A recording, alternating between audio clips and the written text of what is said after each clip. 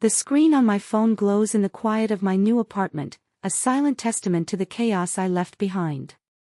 45 missed calls. All from them. I trace the number with my thumb, a cocktail of peace and lingering bitterness swirling in my gut. My name is Alice, I'm 33 years old, and for the last 5 years, I wasn't a daughter. I was a walking, talking ATM, and I had just closed for business. Permanently. It's strange, the silence.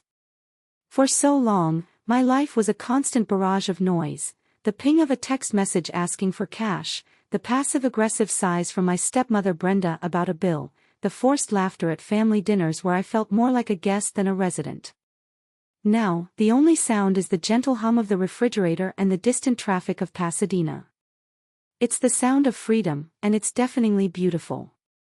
It all came to a head at the annual family barbecue, the one event my father insisted was the glue holding our fractured family together. He had no idea it was about to become the hammer that shattered it completely. They laughed. They all sat there, under the twinkling fairy lights I'd paid for, eating the ribs I'd marinated, and they laughed at my expense. They had no idea that their laughter was the starting pistol for my escape. They didn't know I had a new apartment waiting, a secret bank account, and a spreadsheet detailing every single cent I'd poured into their lives, a figure that would make their heads spin. A figure well over $200,000. 5 years of my life, my career, my dreams, all reduced to a punchline at a backyard party. So when I finally walked away the next morning, leaving nothing but a letter and the cold, hard numbers, their panic was predictable. But I'm getting ahead of myself. To understand how I got here, how I found the strength to disappear, you have to understand the trap I fell into. It was a trap built with love, guilt, and the slow, creeping poison of obligation. Before Brenda, life was simple. It was just me and my dad, Martin, rattling around in our quiet suburban house in the San Fernando Valley. After my mom, Annette, moved to the Bay Area following the divorce, Dad and I found our own rhythm. He was a sales manager for a film equipment company, a job that blended his practical mind with a love for the magic of movies. He was the kind of dad who would help me with my calculus homework 1 minute and then sit down to analyze the cinematography of a Spielberg film the next. He was my hero. Our house wasn't fancy, but it was a home. It smelled like my dad's coffee in the morning and whatever takeout we'd decided on for dinner.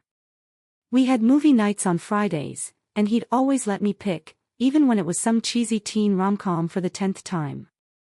He cheered the loudest at my high school debates and helped me cram for my SATs, dreaming right alongside me of getting into UCLA's marketing program. "You've got the mind for it, kiddo," he'd say, ruffling my hair. "You're going to be pitching ideas to the big studios one day." He believed in me, and that belief was the bedrock of my world. I worked my tail off, buried myself in books, and earned a scholarship to UCLA.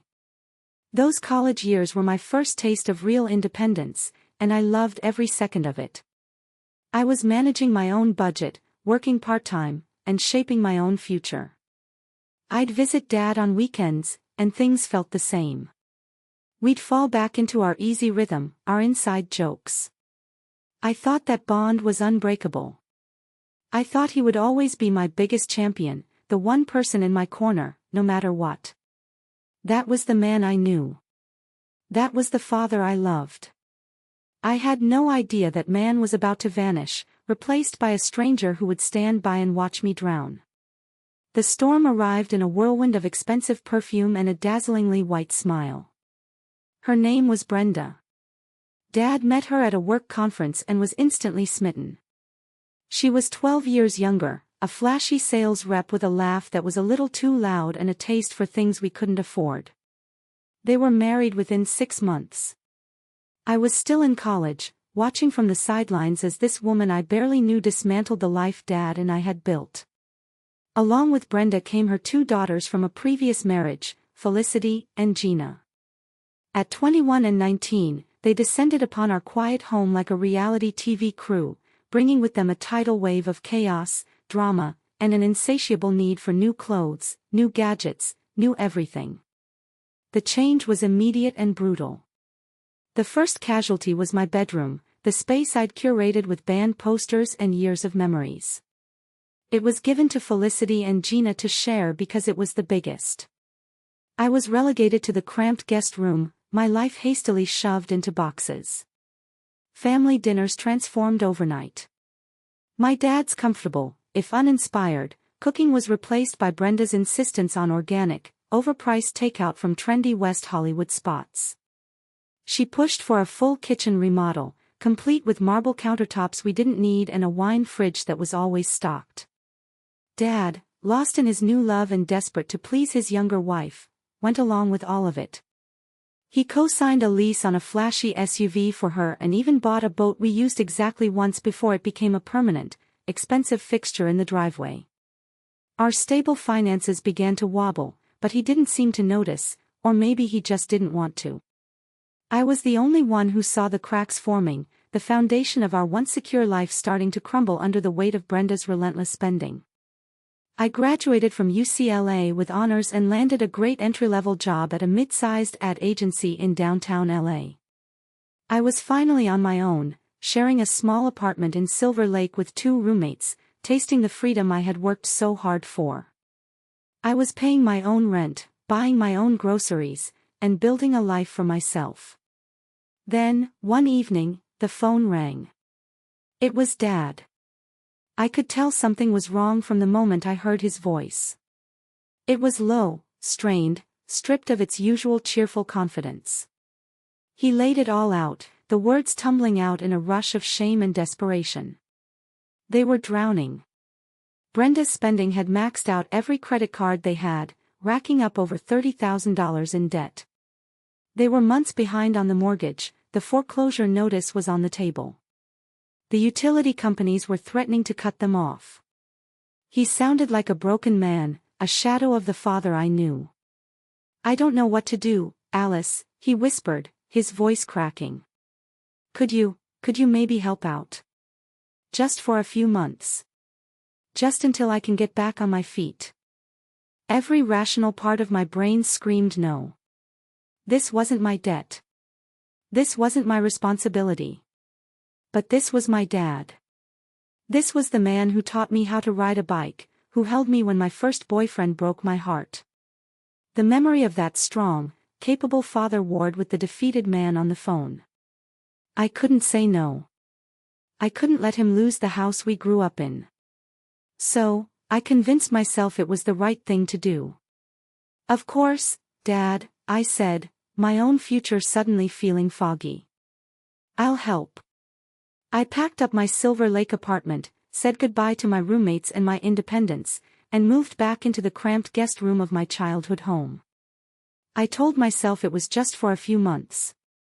That was my first, and biggest, mistake.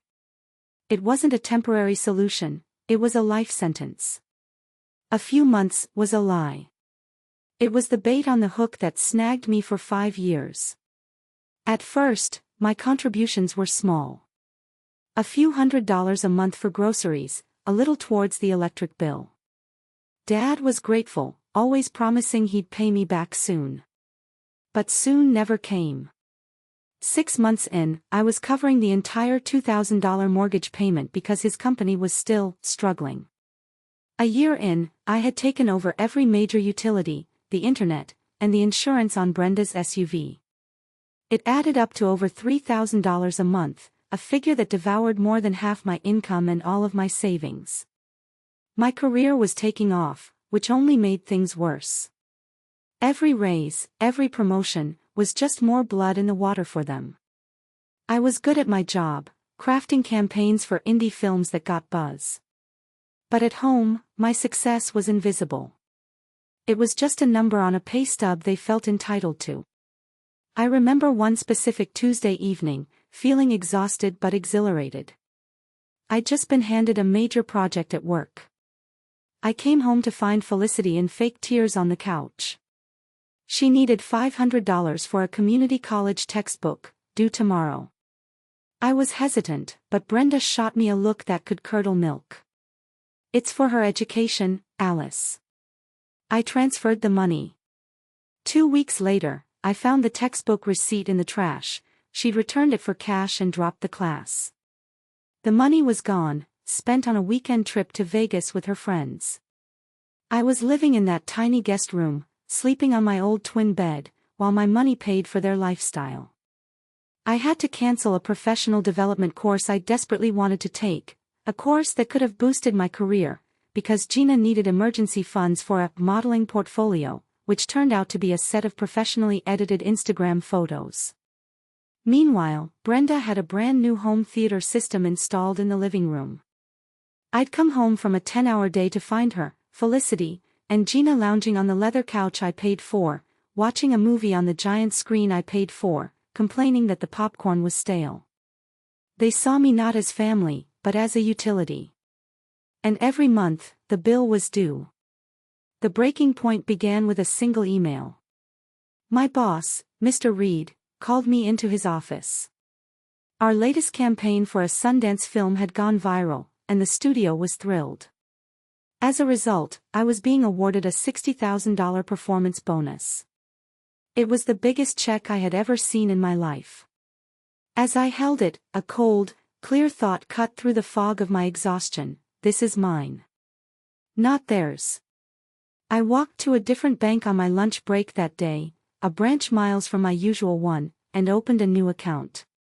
I deposited the entire bonus, breathing a sigh of relief as the teller handed me the receipt.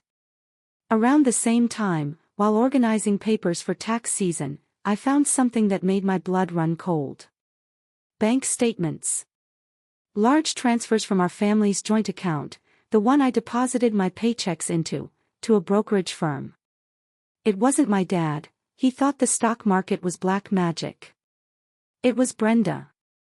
She had been siphoning thousands of dollars of my money and gambling it on risky tech stocks. And she had lost. Badly. Nearly $20,000, gone. When I confronted her, she just waved a dismissive hand. It was an investment for the family's future. The next day at work, Mr. Reed asked me to stay after a meeting. He was a sharp, no-nonsense man in his 50s. Alice, he said, his voice softer than I'd ever heard it. You're one of my brightest talents, but you look like you're carrying the weight of the world. What's going on? I don't know why, but I told him. The basics, at least. The mortgage, the handouts, the feeling of being trapped.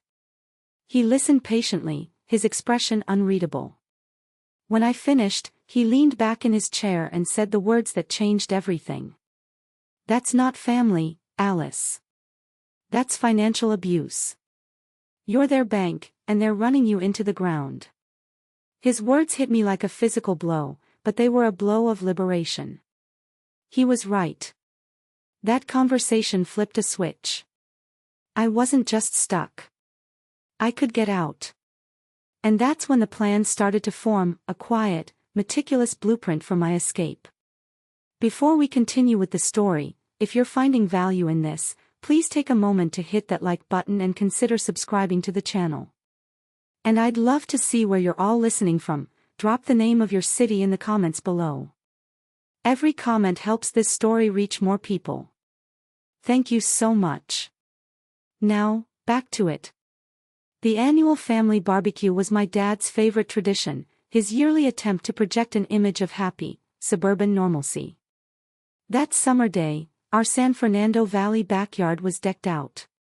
Checkered tablecloths, string lights twinkling in the avocado tree, and the massive grill that was my dad's pride and joy. I'd spent the entire morning prepping. I marinated the ribs, chopped vegetables for 3 different salads, and baked a tray of brownies from scratch. Every single item, down to the last can of soda in the cooler, was paid for out of my pocket. Brenda's only contribution was to arrange a ridiculously overpriced floral centerpiece on the main table and then take credit for how festive everything looked. By early afternoon, the backyard was buzzing with about 30 people. My Uncle Ray and Aunt Carol, Dad's colleague Frank and his wife Nina, Brenda's friend Sharon, and a mix of other neighbors and friends. I was running on fumes, shuttling trays of appetizers and flipping burgers, all while dodging the same thinly veiled questions. Still living at home, Alice? So smart to save money. I just smile and nod, the irony burning a hole in my stomach. The breaking point arrived around 4 o'clock, hidden in a moment of praise. Frank, my dad's colleague, raised his glass of beer. Heard about that new campaign you launched, Alice. Saw it on TV last night. You're killing it. Before I could even manage a thank you, Brenda cut in with a saccharine smile. Oh, she's always at that office. We barely see her. It's a shame, really. The table chuckled politely. My face burned.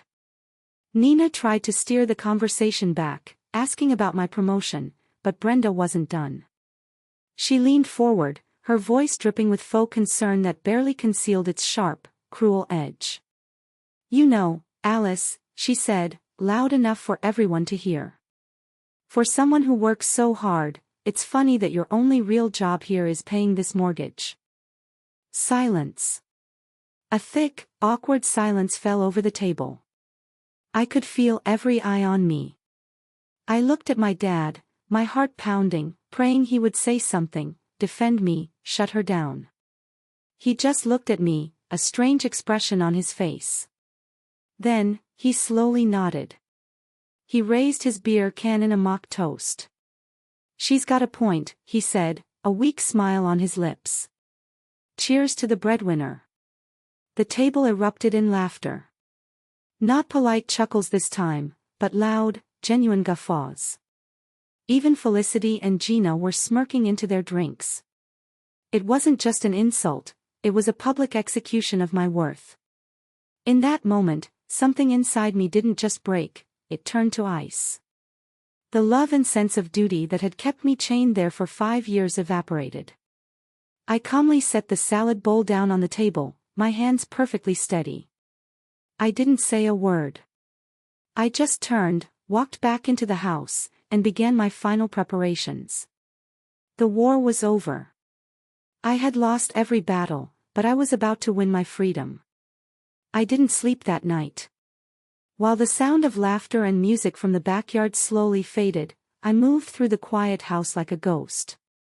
Brenda's words, my father's betrayal, the chorus of laughter, it all echoed in my head, not as a source of pain anymore, but as a cold, clear mandate. There was no more guilt, no more hesitation. My escape had been meticulously planned for weeks, and now it was time for execution. Most of my essential belongings, clothes, books, personal documents, were already packed in boxes hidden in the trunk of my car. I moved silently through the guest room, stripping the bed, wiping down every surface, leaving it as bare and impersonal as a cheap motel room. I gathered the last of my things, my laptop, my toiletries, a small box of photos from a life before Brenda. By 6 a.m., the house was still. Dad was probably sleeping off the beer, and Brenda and her daughters wouldn't surface for hours. I walked into the kitchen, the heart of the home I had single-handedly kept afloat. On the gleaming marble countertop that I had paid for, I placed a single white envelope. Inside was a short, clear letter announcing my departure. And tucked behind it was the real weapon, a neatly printed, multi-page spreadsheet. It detailed every mortgage payment, every utility bill, every grocery run, every emergency loan to Felicity and Gina for the past 60 months. The final tally at the bottom was stark and unforgiving, $217,458.22. I took one last look around the house that was no longer my home, took a deep breath, and walked out the door for the last time. The drive to Pasadena felt surreal, like I was floating. By 10 a.m., I was standing in the empty living room of my new apartment, the keys feeling heavy and real in my hand. I took out my phone and made one last call. Brenda answered, her voice thick with sleep and irritation. What? She snapped. Hi Brenda, it's Alice, I said, my voice eerily calm. I just called to let you know that I'm resigning from my only job. There was a confused silence on the other end. Consider yourself fired from my payroll. Good luck with the mortgage. I didn't wait for a response. I pressed the end call button on her scream of rage and disbelief, and then I blocked her number. Then Gina's.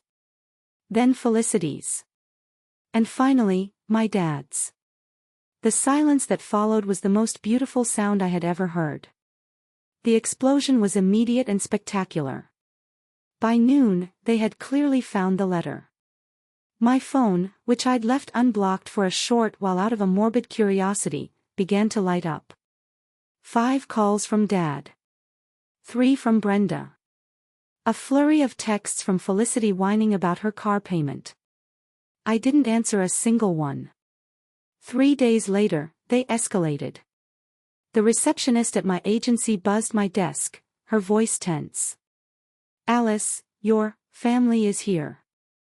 In the lobby. They seem very upset. I took a deep breath and buzzed Mr. Reed.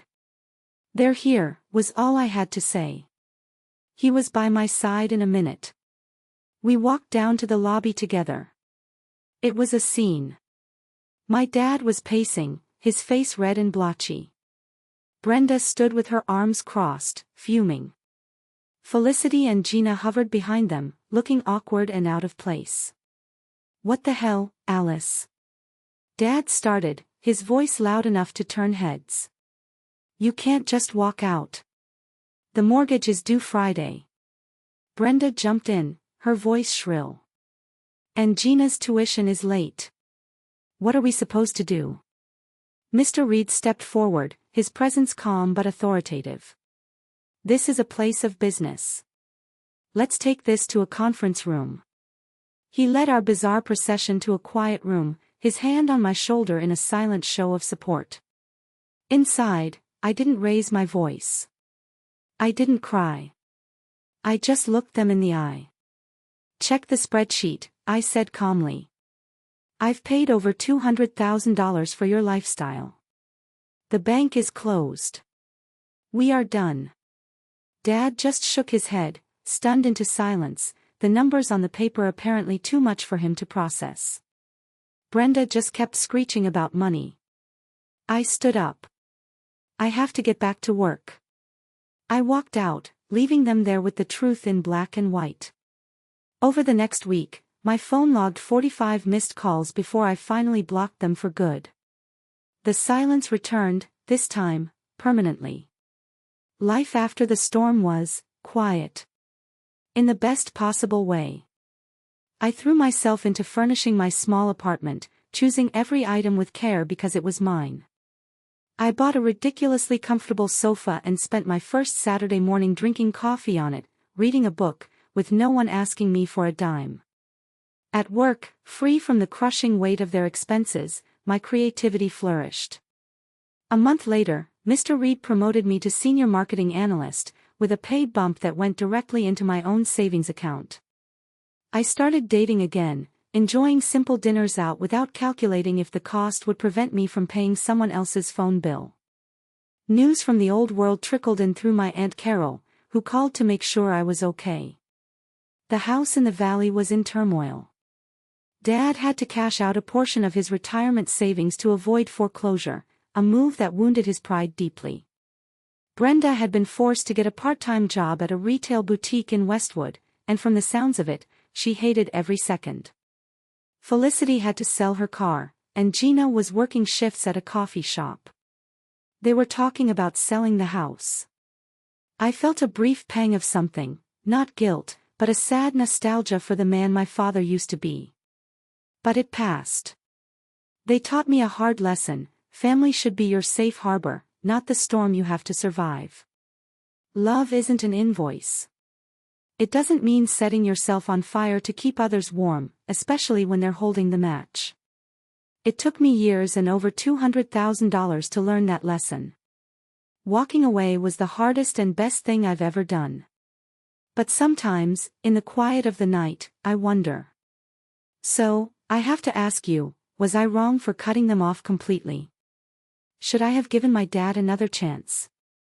Thank you for listening to my story. If it resonated with you, please consider liking this video and subscribing to the channel for more. I'd love to read your thoughts in the comments below.